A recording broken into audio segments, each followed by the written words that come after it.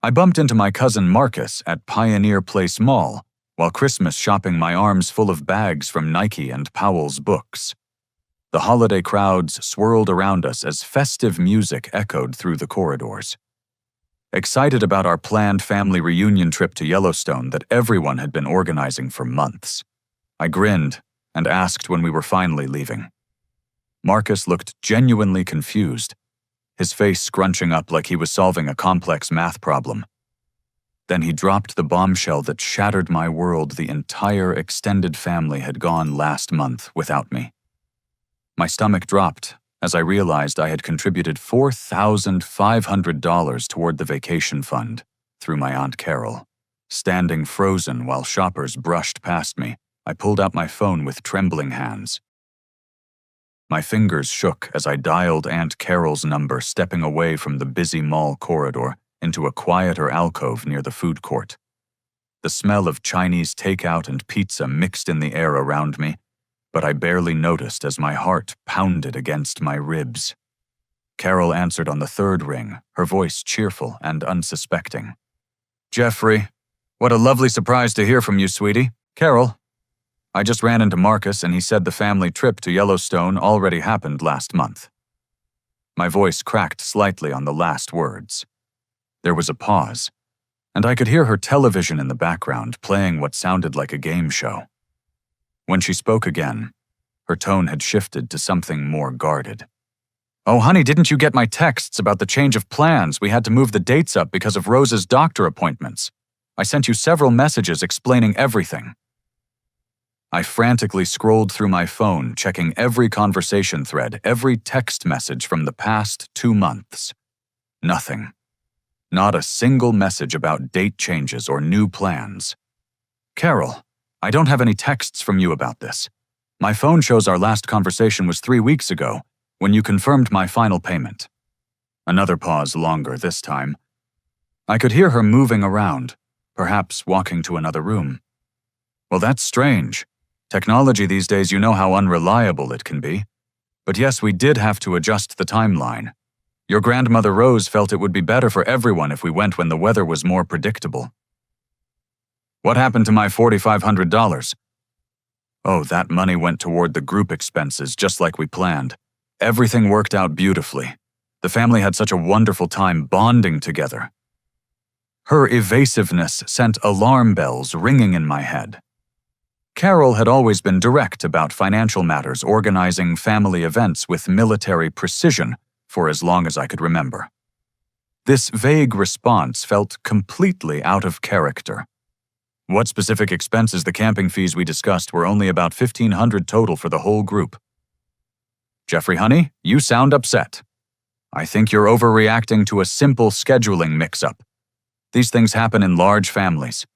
The important thing is that everyone had a lovely time, and your contribution helped make that possible."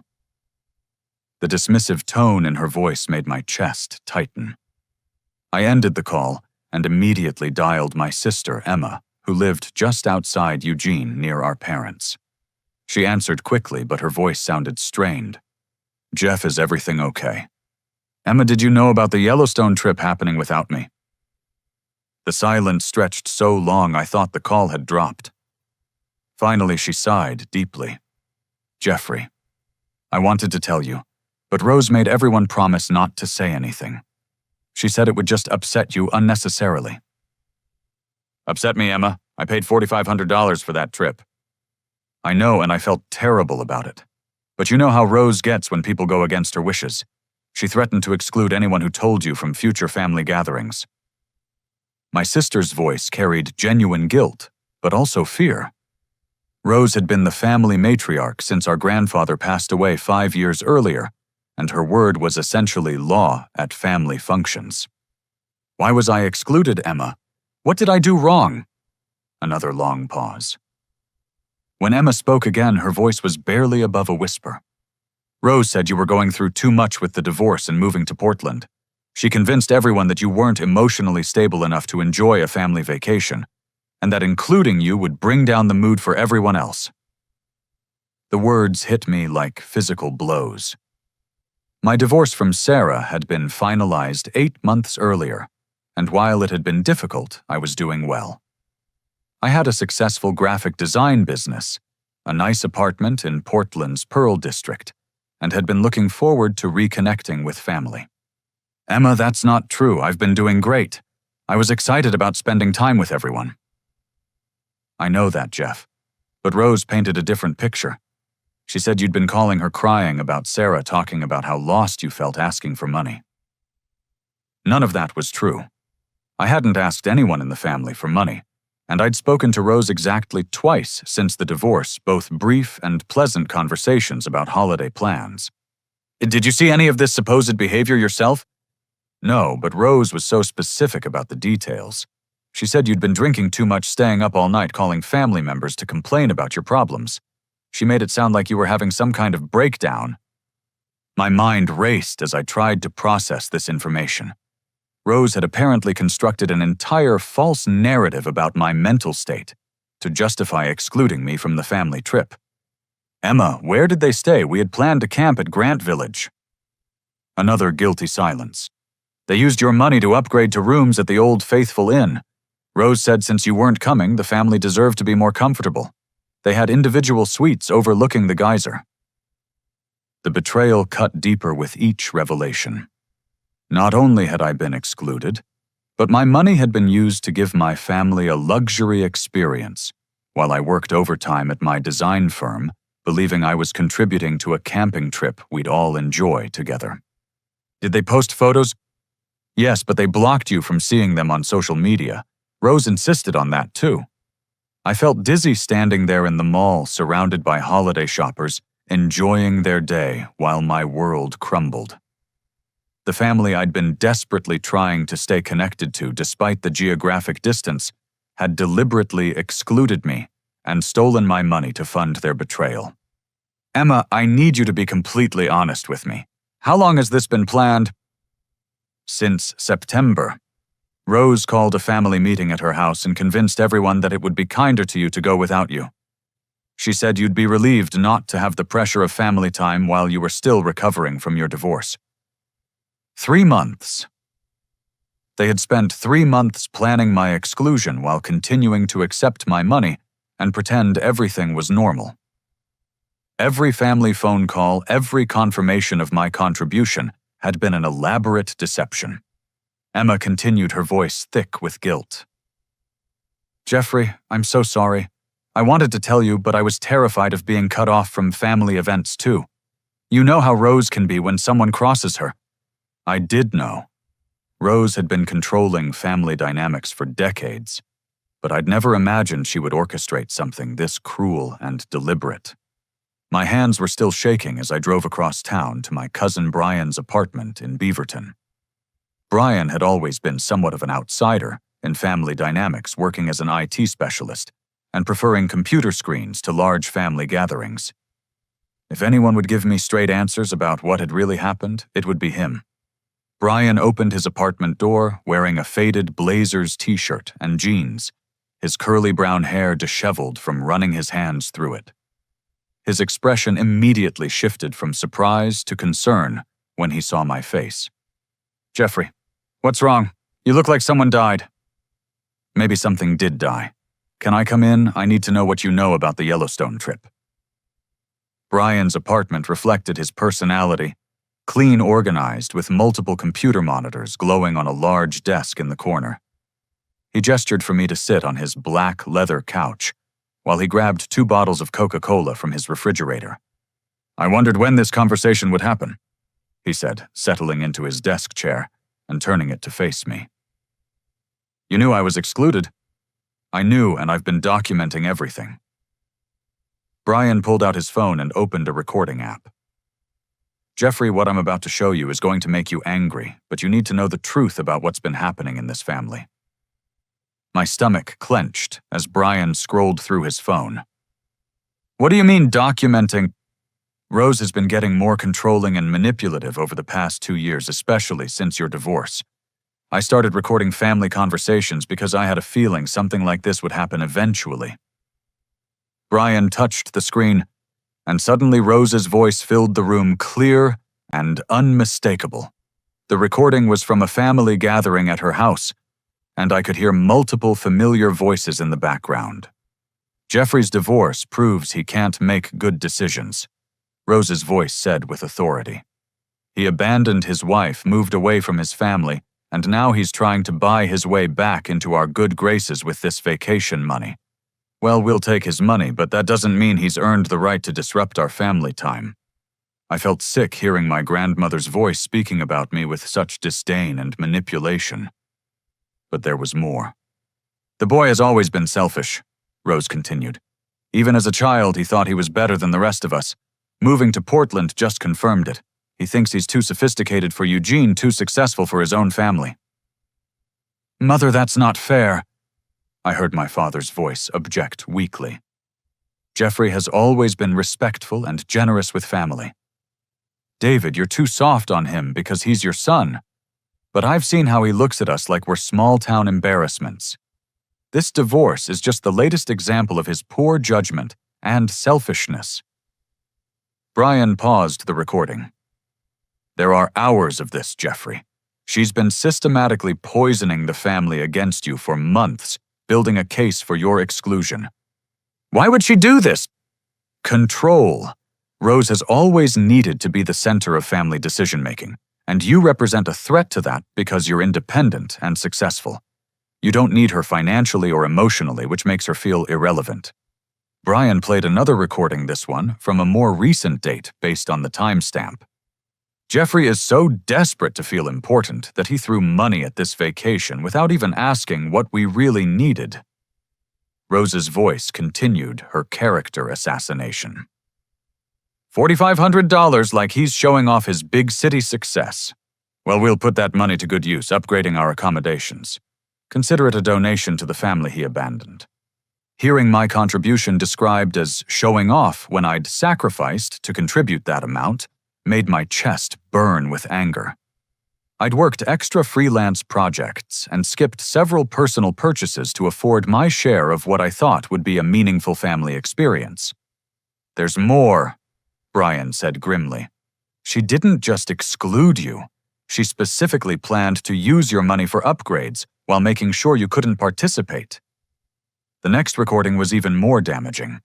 Rose's voice was instructing Aunt Carol on how to handle my continued payments. Keep accepting Jeffrey's money, but don't give him any real details about the planning. If he asks questions, just say everything is being handled, and he'll get information closer to the departure date. The boy is so eager to please and be included that he won't push too hard. Isn't that dishonest, Rose? Carol's voice sounded uncertain. It's practical. Jeffrey needs to learn that family loyalty isn't something you can buy your way back into. His money will give the rest of us a nice vacation, and maybe the lesson will help him become less selfish in the future. I stared at Brian in disbelief. She planned this for months, continuing to take my money while having no intention of including me. Gets worse. She also convinced your parents that excluding you was for your own good, that you were too emotionally fragile for family time. But listen to what she said when they weren't around. Brian played a recording where Rose was talking to what sounded like Marcus and Aunt Carol. Jeffrey isn't fragile at all. He's thriving in Portland, which is exactly the problem. He's gotten too big for his britches, too independent. This exclusion will remind him that family matters more than his fancy city life and design business success. The manipulation was breathtaking in its cruelty and calculation. Rose had convinced some family members I was too weak to handle a vacation, while simultaneously resenting me for being too strong and independent. Brian, why didn't you warn me? I tried to be subtle about it, asking if you'd heard from the planning committee mentioning that I hadn't received detailed itineraries. I was hoping you'd pick up on the hints, but Rose was so good at controlling information flow. Brian showed me text message screenshots where he'd tried to alert me indirectly, messages I now realized were attempts to help me discover the truth before it was too late. There's one more thing you need to know. Brian said, his voice growing more serious. This isn't just about control or personality conflicts. I think Rose has been stealing money from the family for years. What do you mean? She's always been secretive about family finances, claiming to manage money for everyone's benefit. But some of her stories don't add up. She's been talking about being financially stressed while somehow always having money for expensive purchases and home improvements. Brian pulled up a notebook on his computer where he'd been tracking inconsistencies in Rose's financial claims. She told your parents she needed help with medical expenses, but I've never seen her struggle to pay for anything. She told Aunt Carol the family trust from your grandfather was depleted, but she's been making references to money that suggests otherwise. The possibility that Rose's manipulation extended beyond emotional control to financial theft made my hands clench into fists. If she was stealing from family members while painting herself as a struggling elderly woman, this was about much more than a vacation. Jeffrey, I think your exclusion from this trip wasn't just about control. I think Rose was afraid you might start asking questions about family finances that she doesn't want to answer. The drive back to Eugene felt like traveling into a storm I'd been avoiding my whole life. Armed with Brian's evidence and recordings, I knew I couldn't let this betrayal stand without confrontation. But I also understood that challenging Rose meant potentially losing my relationship with my entire family. Sunday dinner at my parents' house had been a tradition for years, even after my move to Portland. I'd driven down monthly to maintain connections, bringing wine or dessert, helping with yard work, trying to bridge the geographic distance with consistent presence. Today would be different. My parents lived in a modest ranch-style home in a quiet neighborhood near the University of Oregon campus. The familiar sight of my father's Toyota pickup in the driveway and my mother's garden gnomes lining the walkway usually brought comfort. Today, everything felt tainted by deception. I knocked instead of using my key, a small but significant change that announced this wasn't a normal family visit. My mother, Linda, opened the door, her graying hair pulled back in her usual Sunday ponytail, wearing the floral apron I'd given her for Mother's Day 2 years earlier. Jeffrey, what a wonderful surprise. We weren't expecting you today. I need to talk to the family about the Yellowstone trip. Her face immediately changed, the warmth draining from her expression, and replaced by something that looked like panic. Oh, honey, let's not spoil dinner with old news. Come in and tell us about your design projects. Mom, this is important. I know what happened and we need to discuss it honestly. The living room contained the usual Sunday gathering. My father David reading the Register Guard in his recliner, Grandmother Rose seated regally on the sofa with her knitting Aunt Carol, sorting through what looked like family photos at the coffee table, and my sister Emma with her husband Tyler sharing the love seat.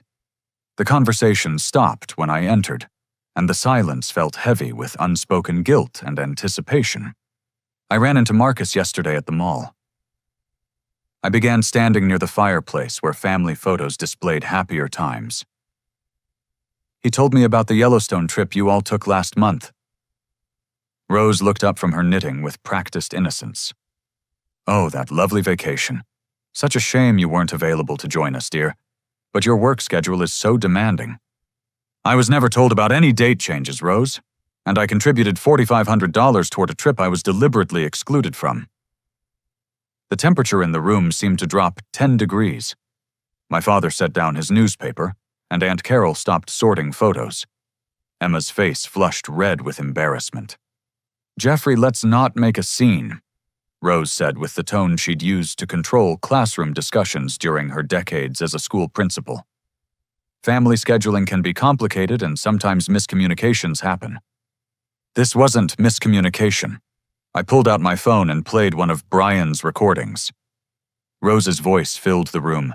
Jeffrey's divorce proves he can't make good decisions.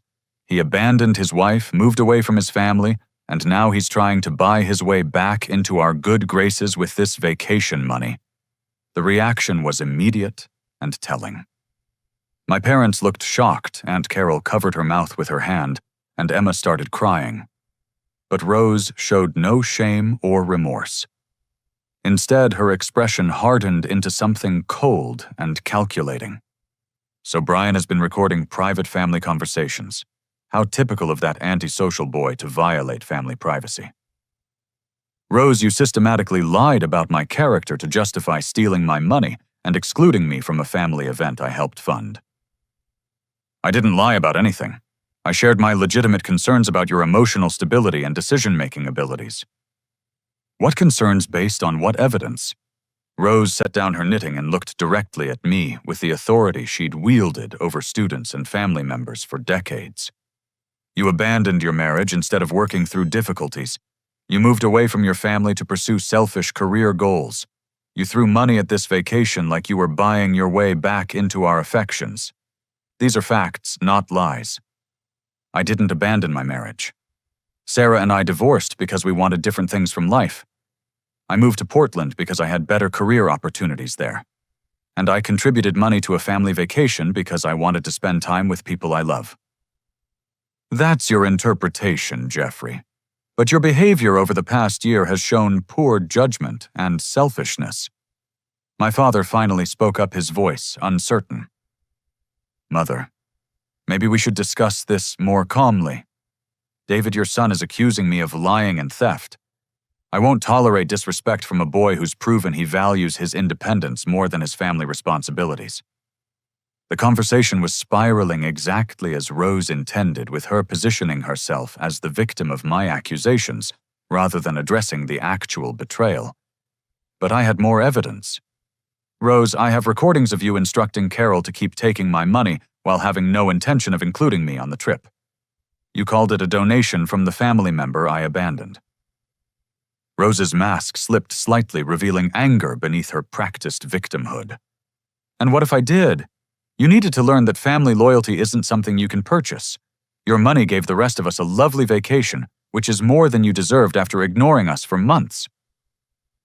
I never ignored anyone. I visit, I've tried to stay connected despite living 3 hours away. Obligatory phone calls and monthly duty visits aren't the same as genuine family commitment, Jeffrey. The cruelty in her voice shocked everyone in the room. This wasn't the loving grandmother figure she presented to the outside world. This was someone who had deliberately hurt her own family member and felt justified in doing so. My mother finally found her voice. Mother Rose, this doesn't sound like a miscommunication. It sounds like Jeffrey was deliberately excluded. Linda, your son needed a lesson in humility. His divorce and move to Portland showed he thinks he's better than his family. Sometimes tough love requires difficult decisions. Stealing someone's money isn't tough love, I said, my voice rising. It's theft and betrayal. Rose stood up abruptly, her small frame somehow commanding attention from everyone in the room. I have been holding this family together since your grandfather died, making difficult decisions that serve the greater good rather than individual selfishness. If you can't appreciate the sacrifices I've made, perhaps you should reconsider whether you belong in this family at all. The threat was clear and calculated. Rose was essentially saying that questioning her actions meant risking expulsion from family relationships entirely. I could see the fear in my parents' faces as they realized they might be forced to choose between their son and the woman who controlled family dynamics. But Rose wasn't finished. She walked to a drawer in the side table and pulled out a small notebook. Since we're sharing private information today, perhaps the family should know about some of Jeffrey's other concerning behaviors. She opened the notebook and began reading entries that made my blood run cold. September 15th. Jeffrey called Rose crying about his financial problems, asking to borrow $2,000 for rent. September 22nd. Jeffrey made inappropriate comments about Sarah's new boyfriend at Carol's birthday party. October 3rd. Jeffrey was rude to the Hendersons at church, embarrassing the family name. None of these incidents had happened. I hadn't called Rose asking for money, I hadn't attended Carol's birthday party, and I hadn't been to church with the family since Easter. Rose had fabricated an entire history of bad behavior to justify her treatment of me. Rose, none of that is true. I can prove where I was on those dates. Jeffrey, gaslighting family members who are trying to help you isn't healthy behavior. The manipulation was masterful and terrifying. Rose had created fictional evidence of my supposed problems while positioning any denial as further proof of my instability. My sister Emma finally spoke through her tears. Rose, I was at Mom's birthday party. Jeffrey wasn't there. Rose's expression darkened as she realized her fabricated timeline had a witness who could contradict it. Emma, your memory might be confused. Family events can blur together over time. No Rose. Jeffrey sent a beautiful card and flowers, but he wasn't physically present because he was working on a major client project. I remember because we talked about missing him. The first crack appeared in Rose's armor, as Emma's testimony directly contradicted the fabricated evidence. But instead of backing down, Rose doubled down with vicious intensity. Well, perhaps this family gathering will help everyone understand exactly who Jeffrey really is. Someone who records private conversations, accuses elderly family members of theft, and disrupts family harmony with selfish demands for attention. The room erupted in competing voices as family members began taking sides, some defending Rose's version of events, while others questioned her increasingly obvious manipulation. But I realized this confrontation had revealed something much more serious than vacation planning deception. Rose had been systematically constructing false narratives about my character for months, possibly years, laying groundwork for my eventual exclusion from family relationships. The Yellowstone trip was just the beginning of a larger campaign to remove me from family dynamics entirely. The family dinner had ended in chaos, with my parents torn between their son and the woman who'd controlled their family decisions for years. I left Eugene feeling emotionally drained, but determined to understand the full scope of Rose's manipulation. Brian's recordings had revealed financial irregularities that needed professional investigation. Monday morning found me in the downtown Portland office of Jake Harrison, a family law attorney I'd met through professional networking events. Jake's office overlooked the Willamette River with floor-to-ceiling windows that normally would have impressed me. Today, I barely noticed the view as I spread out the evidence of Rose's deception across his conference table. Jake was about my age, with prematurely gray hair that gave him an air of wisdom beyond his years. He'd built a reputation handling complex family financial disputes, particularly cases involving elder abuse and inheritance manipulation. Jeffrey, what you're describing sounds like financial exploitation, possibly rising to the level of criminal fraud, Jake said, after reviewing Brian's recordings and my financial documentation. But I suspect there's more to this story than vacation money. What do you mean? Your grandmother's behavior patterns suggest someone who's been manipulating family finances for much longer than just this trip. The level of control and secrecy you're describing typically develops over years, not months. Jake pulled out a legal pad and began asking detailed questions about Rose's financial role in family decisions. As I answered, a disturbing pattern emerged. Rose had been the sole executor of my grandfather's estate since his death 5 years earlier. She controlled access to any inheritance or trust funds, claiming the estate had been smaller than expected, and most assets had been consumed by medical expenses and final arrangements. She had convinced my parents to give her power of attorney over their finances, claiming it would make estate planning easier as they aged. My father, now 62, had reluctantly agreed after Rose suggested that failing to plan properly would burden their children.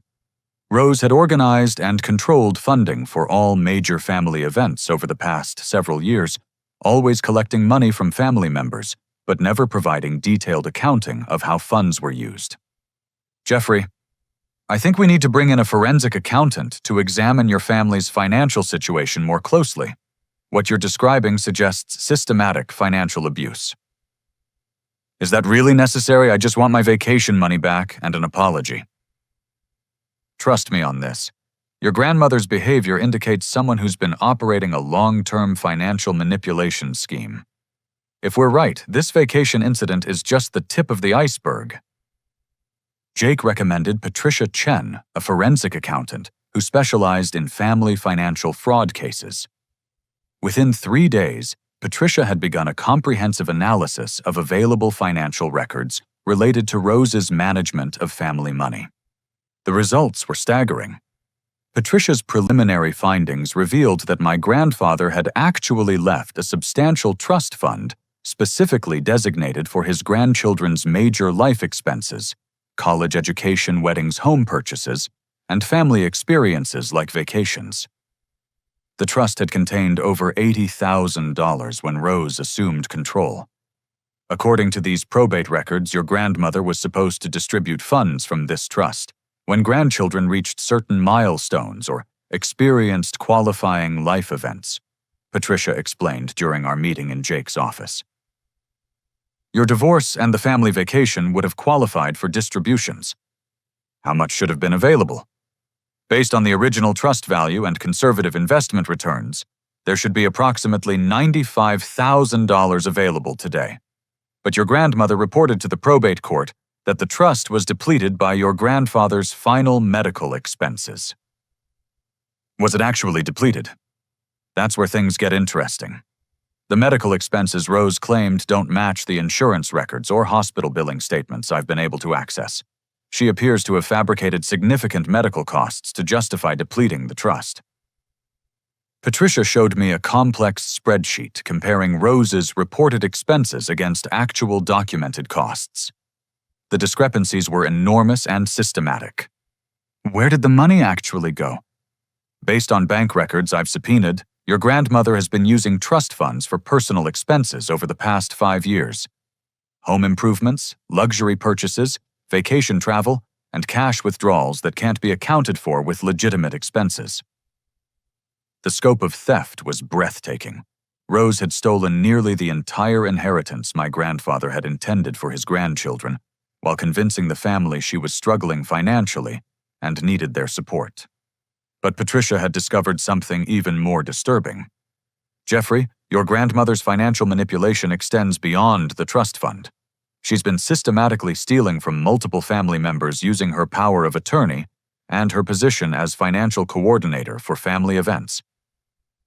Patricia presented evidence showing that Rose had been withdrawing money from my parents' retirement accounts without authorization using forged signatures and falsified documents. She had convinced Aunt Carol to take out loans for family events instead of using available family funds that Rose was secretly controlling. Most shocking of all, Rose had been operating a sophisticated check-kiting scheme, using her access to multiple family bank accounts to cover unauthorized withdrawals and mask the theft of funds across several years. How much money total? Preliminary estimates suggest your grandmother has stolen approximately $130,000 from various family members over the past 8 years. The number was so large I had trouble processing it. Rose had been systematically robbing her own family while positioning herself as their financial protector and advisor. Patricia, there's something else, Jake interjected. We discovered that Rose has been forging signatures on legal documents and fraudulently claiming power of attorney over accounts that don't belong to her. This isn't just theft anymore. These are federal crimes. The investigation had uncovered evidence that Rose had been intercepting mail sent to family members, preventing them from receiving bank statements and financial documents that would have revealed her manipulation. She had convinced several family members that their financial struggles were due to poor market performance or unexpected expenses, when in reality she was stealing their money. Why hasn't anyone noticed? I asked. Your grandmother is extremely sophisticated in her manipulation techniques, Patricia explained. She's been gaslighting family members about their financial situations, convincing them that questioning her management would hurt her feelings or damage family relationships. She's used emotional manipulation to prevent financial oversight. Patricia had also discovered that Rose had been blackmailing family members with fabricated secrets, using threats of embarrassment or family exclusion to prevent them from examining financial records too closely. The evidence included forged documents, falsified expense reports, and email communications, where Rose had been coordinating her deception across multiple family relationships simultaneously. Jeffrey, your exclusion from the family vacation wasn't just about control, Jake concluded. Your grandmother was afraid that including you might lead to questions about family finances that she couldn't answer. You represent the biggest threat to her financial schemes because you're educated, successful, and independent enough to investigate discrepancies. The realization hit me like a physical blow. My supposed emotional instability and family disloyalty had been fabricated specifically to discredit me in advance of any financial investigations. Rose had been preparing for months to paint me as an unreliable source if I ever discovered her theft. What do we do now? We present this evidence to the district attorney's office and pursue criminal charges for financial fraud, forgery, and elder abuse, Jake replied grimly. Your grandmother has been operating a criminal enterprise targeting her own family members. Working with Jake and Patricia over the following weeks felt like excavating a crime scene that had been carefully buried for years. Every day brought new discoveries about the extent of Rose's financial manipulation, and each revelation made me question everything I'd believed about my family relationships. Patricia's forensic analysis had expanded to include bank records, tax documents, and legal filings spanning the entire 5 years since my grandfather's death. The sophisticated nature of Rose's fraud became clearer with each piece of evidence. Jeffrey, your grandmother has been operating what amounts to a Ponzi scheme within your own family, Patricia explained during one of our weekly progress meetings. She's been stealing from one family member to cover theft from another, all while maintaining the facade that she's managing everyone's money competently and honestly. The detailed timeline Patricia had constructed was devastating. Rose had begun small, taking modest amounts from the trust fund to cover what she claimed were temporary shortfalls in her personal finances. But the theft had escalated dramatically over time as she became more confident in her ability to manipulate family members and avoid detection. The pattern shows classic progression of financial abuse, Jake added. She started with rationalized taking, convincing herself she deserved compensation for managing family finances. Then she moved to outright theft when she realized no one was checking her work closely. Patricia showed me a complex flowchart mapping how money had moved between various family accounts under Rose's control. The web of manipulation was staggering in its complexity and cruel in its target selection. She's been particularly targeting family members who trust her most, Patricia noted. Your parents, Aunt Carol, and even some of your cousins have been systematically victimized because they believed in her integrity and competence. The investigation had revealed that Rose created fake invoices for family events, inflating costs by thousands of dollars and keeping the difference. The Yellowstone trip was just the most recent example of this pattern, where she had collected money from family members for camping expenses, but used those funds for luxury accommodations, while excluding contributors who might ask questions. But Patricia had uncovered something even more sinister. Rose had been deliberately creating financial problems for family members in order to position herself as their savior. She convinced your Aunt Carol to take out a home equity loan for family emergencies while she was secretly controlling Carol's savings account, Patricia explained. Then she offered to help Carol manage the loan payments, giving her access to even more of Carol's money. The psychological manipulation was as sophisticated as the financial fraud. Rose had been systematically undermining family members' confidence in their own financial judgment while positioning herself as the only person competent to manage family money. Jake had brought in Detective Sarah Williams from the Financial Crimes Unit to review the evidence we'd compiled. Detective Williams specialized in complex family fraud cases and had seen similar patterns before. This is one of the most comprehensive family financial abuse cases I've encountered, Detective Williams said during our meeting at Jake's office. The suspect has been operating a sophisticated criminal enterprise over multiple years, targeting vulnerable family members through emotional manipulation combined with financial fraud. Detective Williams explained that Rose's crimes were particularly serious because they involved elder abuse elements combined with organized financial fraud. The forged documents and mail interception elevated the charges to federal jurisdiction. We're looking at potential charges including mail fraud, financial exploitation of vulnerable adults, forgery identity theft, and organized financial crime, Detective Williams continued. If convicted on all counts, she could face significant prison time. The investigation had also uncovered evidence that Rose had been researching how to hide money offshore and had been making inquiries about retiring to countries without extradition treaties with the United States. She hadn't just been stealing money. She'd been preparing to flee with the stolen funds. "Detective Williams, what should we expect when we confront her with this evidence?"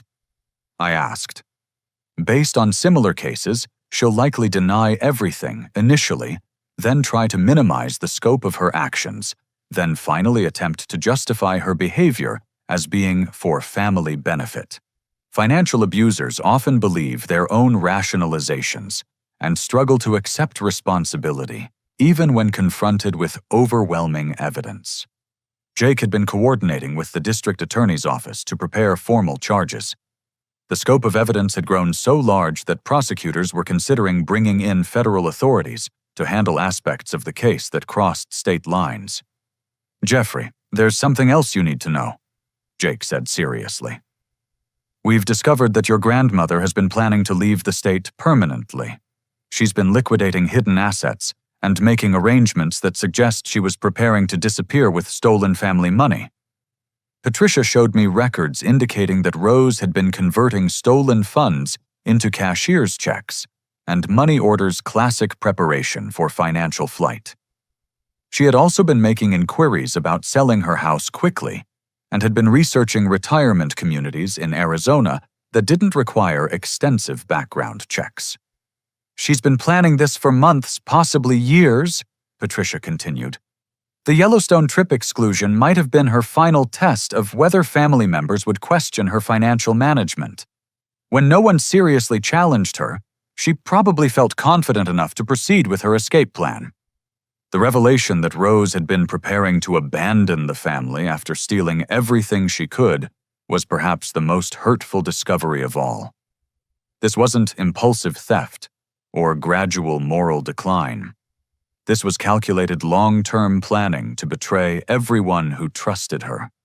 Detective Williams had obtained search warrants for Rose's house and bank accounts. The search had revealed hidden documents, additional forged papers, and evidence of financial planning that confirmed her intention to flee with stolen funds.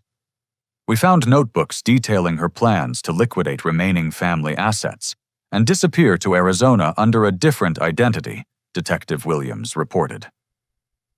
"This isn't just financial fraud anymore. This is organized crime with intent to permanently deprive victims of their property." The scope of Rose's planning was breathtaking and terrifying. She had been methodically destroying family relationships while stealing family money, all while preparing to escape and leave her victims to discover the theft after her disappearance. "When do we arrest her?" I asked. "We're coordinating with prosecutors to time the arrest for maximum evidence preservation," Detective Williams replied. "We want to catch her before she can destroy additional evidence or accelerate her escape timeline." Jake warned me that the arrest and subsequent legal proceedings would be emotionally difficult for the entire family.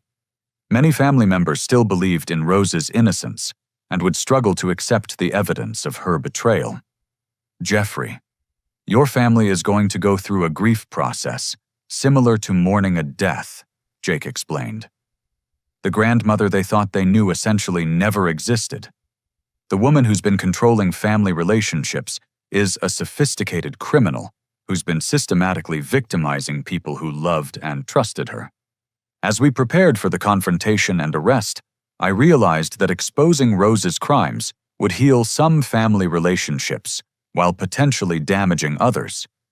Some family members might never forgive me for initiating the investigation that sent their beloved matriarch to prison, even though that investigation had saved them from continued victimization. But I also understood that allowing Rose to continue her crimes would have eventually destroyed the family anyway. Her theft was escalating, her manipulation was becoming more extreme, and her escape plan would have left everyone devastated and financially ruined. The courage to expose truth, even when that truth was painful and destructive, was the only way to save what could be saved of authentic family relationships. The confrontation took place on a cold November morning at Rose's house. the same location where she had orchestrated months of manipulation against me. Jake had coordinated with Detective Williams to give Rose one final opportunity to confess and cooperate before formal arrest proceedings began. Rose's house sat on a quiet street lined with mature oak trees, their branches now bare in the late autumn air. The modest ranch-style home had always represented stability and family tradition to me. Today it felt like a crime scene. Present for the confrontation were my parents, Aunt Carol, Sister Emma, Cousin Brian, Detective Williams, and myself. Jake remained outside coordinating with backup officers in case Rose attempted to flee or destroy evidence. Rose opened her front door wearing a lavender sweater and her usual confident expression, but I noticed her hands trembling slightly as she recognized the unusual nature of our gathering.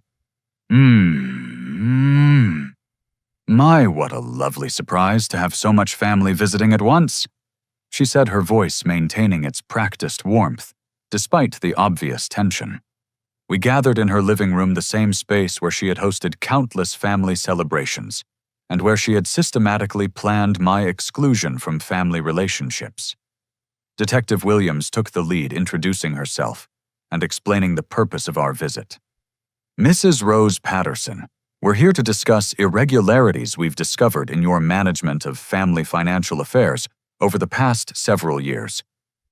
Rose settled into her favorite chair, maintaining composure, while her eyes darted around the room, assessing the faces of family members she had manipulated for so long.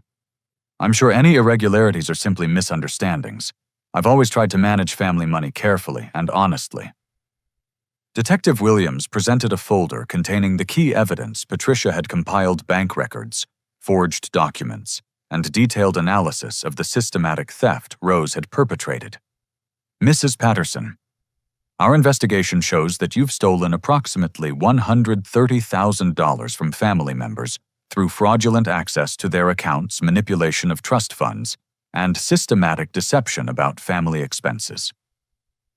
Rose's mask began to slip as she realized the scope of evidence against her. Her confident expression shifted to something more calculating as she assessed her options. Detective, I think there's been a misunderstanding. I've been helping my family members manage their finances for years. Sometimes accounting can be confusing to people who don't understand complex financial arrangements. Mrs. Patterson, we have recordings of you explicitly planning to steal money from Jeffrey and exclude him from family events you'd accepted his payment for. Brian stepped forward and played one of the most damaging recordings, where Rose's voice clearly stated her intention to use my money while excluding me from the vacation I'd helped fund. Rose listened to her own voice without showing remorse or surprise. Instead, she seemed to be calculating her next move. Those recordings were made without my permission in my private home. I'm not sure they have any legal validity.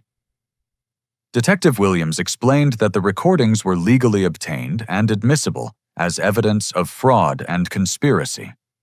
She then presented the forged documents Rose had created to steal from family trust accounts. Mrs. Patterson, these documents contain your forged signatures on accounts belonging to other family members. This constitutes felony fraud and identity theft. For the first time, Rose showed genuine fear as she realized the criminal charges she was facing. But instead of confessing or showing remorse, she launched into a desperate attempt to justify her actions. Everything I did was for family benefit, she declared, with the authority she had wielded for decades. I've been holding this family together since my husband died, making difficult decisions that serve everyone's long-term interests. You stole money from your own family members while lying to them about their financial situations, my father said, his voice shaking with anger and betrayal. David, you've never understood the complexities of managing family resources. I've been protecting all of you from making financial mistakes that would hurt everyone. Rose's attempt at justification became increasingly desperate as she realized no one was accepting her rationalization. She began attacking individual family members, trying to divide our solidarity. Jeffrey has always been selfish and ungrateful. This whole investigation is his revenge for not being included in a vacation he didn't deserve to attend. Mom, Jeffrey didn't start this investigation for revenge, Emma said firmly. He started it because you stole his money and lied to us about his character for months. Rose's composure finally cracked completely as she realized her decades of family control were ending. She stood up abruptly and began moving towards the kitchen, claiming she needed water. Detective Williams recognized the behavior as a flight attempt and moved to intercept her. Mrs. Patterson, we need you to remain in the living room while we complete this interview. I don't have to listen to these accusations in my own home. Rose snapped her voice, losing all pretense of warmth or authority. Actually, you do, Detective Williams replied calmly. We have a warrant to search these premises for evidence of ongoing financial crimes. Rose's attempt to escape through her back door was quickly stopped by the backup officers Jake had positioned around the property. As she was brought back into the living room in handcuffs, she made one final vindictive attack on the family she had manipulated for so long. You'll all regret this. Jeffrey has turned you against the one person who actually cared about this family's future. When I'm gone, you'll realize how much I did for all of you. But her words fell flat because everyone present had finally seen her true nature. The loving grandmother figure had been replaced by someone desperate, manipulative, and completely lacking in remorse for the harm she had caused. As Detective Williams read Rose her rights and led her to the patrol car, my mother broke down, crying. Not from sadness at Rose's arrest, but from relief at finally understanding the truth about years of family dysfunction. Jeffrey. I'm so sorry, she sobbed. She convinced us you were the problem when she was the one destroying our family relationships. The search of Rose's house revealed additional evidence of her crimes notebooks, detailing her manipulation strategies, hidden cash she had stolen from family accounts, and documents showing her plans to flee Arizona with stolen money. Most disturbing of all, investigators found a detailed timeline Rose had created for systematically excluding different family members from gatherings based on their perceived threats to her financial control. My exclusion from the Yellowstone trip had been part of a larger plan to isolate and remove family members who might question her authority.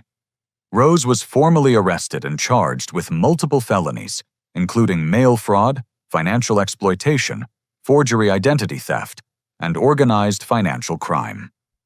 The evidence against her was so overwhelming that prosecutors were confident of conviction on all major charges. As we left Rose's house that afternoon, I felt a complex mixture of relief, sadness, and vindication.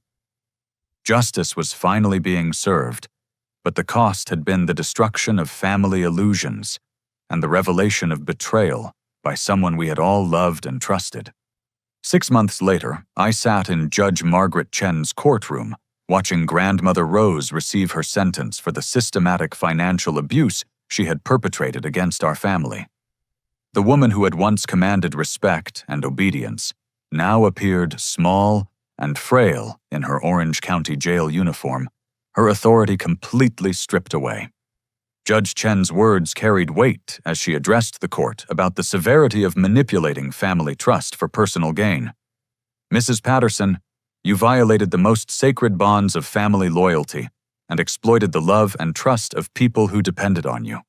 Your crimes represent a profound betrayal of family relationships and basic human decency. Rose was sentenced to 4 years in state prison, followed by 2 years of supervised probation. She would also be required to pay full restitution to all family members she had victimized, with her remaining assets being liquidated to provide compensation for her theft. The financial resolution exceeded our most optimistic expectations. Patricia's forensic work had uncovered additional hidden accounts Rose had failed to disclose, increasing the total recovery of stolen funds significantly. The trust fund my grandfather had established for his grandchildren was fully restored with accrued interest, providing each of us with $22,000.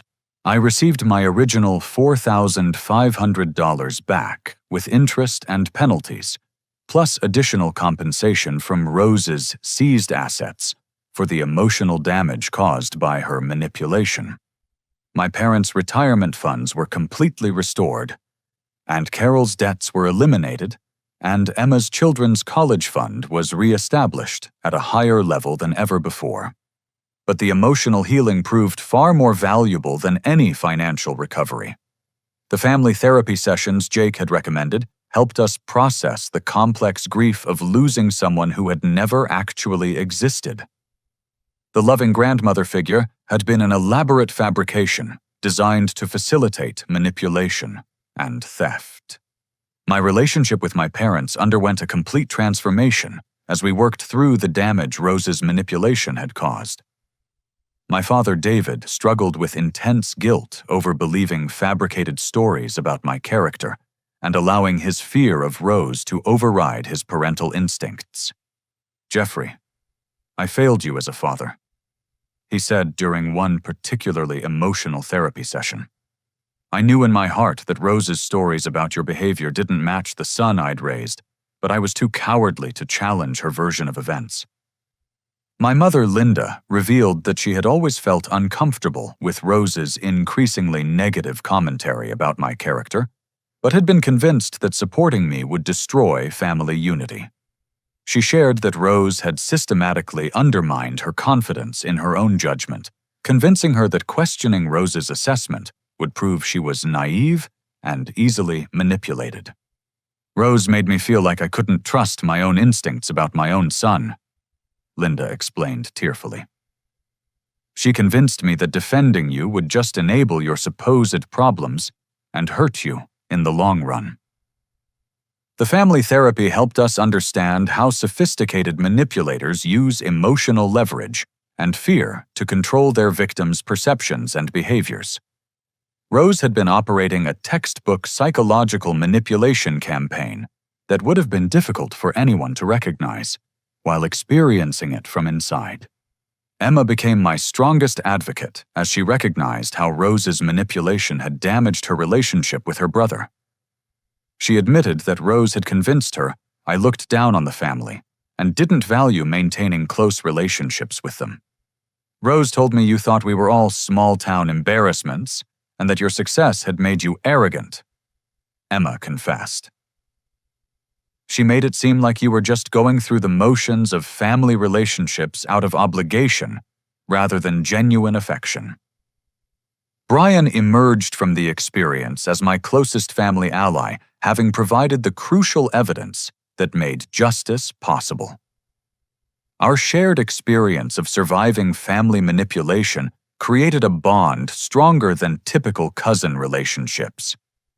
Brian's courage in documenting Rose's behavior, despite the personal risk, had ultimately saved our entire family from continued victimization. The extended family dynamics shifted dramatically as members began communicating directly instead of through Rose's manipulative filter. Cousin Marcus admitted he had always respected my independence and career success, but had been convinced by Rose that expressing admiration would be disloyal to family members who had remained closer to home. "Rose made it seem like praising your achievements was the same as criticizing everyone else's choices," Marcus explained. "She convinced us that family loyalty required keeping everyone on the same level, which really meant keeping everyone under her control." The most profound healing came when my parents asked me to help them plan a new family trip to Yellowstone this time, including everyone, and funded by the restored trust money. Initially, I hesitated because of painful associations with the previous betrayal, but I realized that creating new positive memories was essential for moving forward. The new Yellowstone trip became a celebration of family healing and authentic relationships. I took the lead in planning activities that would help everyone feel included and valued, deliberately creating experiences that honored both individual interests and family connections. We spent 5 days exploring the same landscapes where I had been excluded, but this time every moment was infused with genuine appreciation for each other's company. The experience of hiking together through Grand Canyon of Yellowstone and watching Old Faithful erupt became powerful symbols of our family's resilience and capacity for healing. During a quiet evening around our campfire at Grant Village, my father approached me with tears in his eyes. Jeffrey, I need you to know how proud I am of who you've become, and how sorry I am that I let anyone convince me otherwise. You showed more courage and integrity in this situation than I've shown in years. This moment of genuine connection felt more valuable than any amount of recovered money. My father's acknowledgement that he had been manipulated, combined with his recognition of my character and achievements, healed wounds I hadn't even realized were still bleeding. The experience transformed my approach to all relationships, as I learned to trust my instincts about toxic behavior and to value authenticity over peacekeeping. My confidence in my own judgment increased dramatically, as I understood that the criticism I had internalized was based on fabricated information designed to control and manipulate me. My graphic design business flourished as I applied lessons about authenticity and boundary setting to my professional relationships. Clients responded positively to my increased confidence in advocating for creative vision and setting clear expectations about project scope and payment terms. A year after Rose's sentencing, I received a letter from her in prison, attempting to manipulate me into visiting and providing financial support for her commissary account. Instead of feeling guilty or conflicted, I felt only pity for someone whose need for control had ultimately destroyed her relationships with everyone she claimed to love. I didn't respond to the letter, but kept it as a reminder of the importance of maintaining healthy boundaries with people who view relationships as opportunities for manipulation rather than genuine connection. The final scene of our healing journey took place at my new apartment in Portland, where I hosted my first family dinner since my divorce. My parents, Emma's family, Brian Marcus, and Aunt Carol, gathered around my dining table sharing stories and laughter without any undercurrent of manipulation or hidden agendas. Looking around the table, I realized that exposing Rose's crimes had ultimately given my family the greatest gift possible: the opportunity to build relationships based on truth, mutual respect, and genuine affection, rather than fear and control. Sometimes the most loving thing you can do for people you care about is expose the lies that are poisoning their relationships, even when that exposure is painful and difficult. The courage to stand up for truth, even against family pressure, had ultimately saved not just my own emotional well-being, but had freed my entire family from a toxic dynamic that had been slowly destroying us all. Brian raised his glass in a toast that perfectly captured our journey, to Jeffrey, who loved us enough to tell us the truth, even when the truth was harder than continuing to live with lies. As we clinked glasses around my table, I understood that real family bonds are built on authenticity, mutual support, and shared values rather than obligation, fear, or manipulation. The family I had always wanted hadn't been destroyed by exposing Rose's crimes. It had been created for the first time through the courage to demand honesty and respect in our relationships with each other. Have you ever experienced a situation where standing up for yourself revealed deeper problems that needed to be addressed? Sometimes the hardest conflicts lead to the most meaningful growth and healing. I'd love to hear your thoughts about family dynamics and the importance of authentic relationships in the comments below. If this story resonated with you, please give it a like and subscribe for more real-life stories about overcoming betrayal and finding strength in difficult situations. Share this with someone who might need to hear that they have the right to demand honesty and respect in their relationships. Thank you for listening to my story, and I hope it encourages you to trust your instincts and stand up for truth in your own life even when it's difficult.